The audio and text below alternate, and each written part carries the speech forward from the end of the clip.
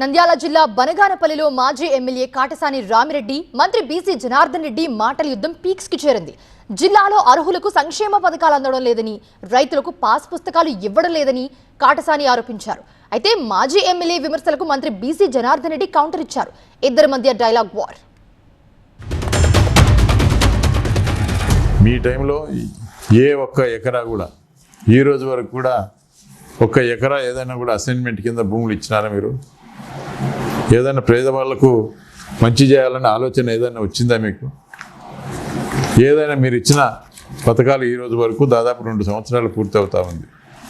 ఒక్క పెన్షన్ ఏదైనా ఈరోజు వరకు ఏమన్నా కూడా చనిపోయిన వాళ్ళకు కానీ, వితంతు పింఛన్ కానీ, వికలాంగుల పింఛన్ కానీ, లేదంటే వృద్ధులకు సంబంధించిన పెన్షన్ కానీ ఏ ఒక్కటి ఏది ఇచ్చినారు? ఏది కూడా ఇంతవరకు ఇచ్చిన పరిస్థితి లేదు. ఆ రోజు మీరు చేసినటువంటి దుర్మార్గం వల్ల రైతులు నిద్రలేని రాత్రులు గడిపారు. ఎక్కడ పొలాలు పోతాయో తెలియదు, ఎవరి పురికాట్లు మారుతాయో తెలియదు.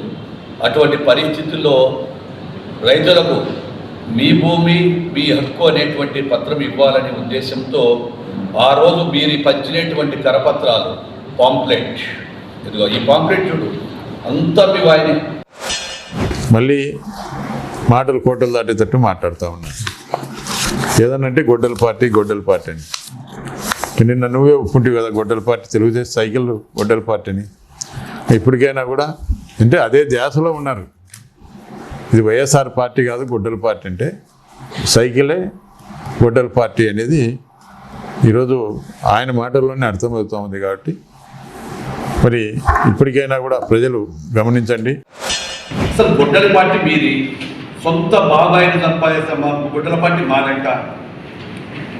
గొడ్డల పార్టీకి మీకు ఆల్రెడీ నామకరణం చేసినాము. యావత్ భారతదేశం అంతా చెప్తున్నారు, అన్ని పార్టీలు చెప్తా ఉన్నారు గొడ్డల పార్టీ. వివేకానంద రెడ్డి హత్యలు చేసి నారా చరిత్రను రాపించివి. ఆఖరికి నువ్వు ఎటువంటి పార్టీవి? నీ సొంత కార్యకర్తనే కాలు చేతులు నరికించివి.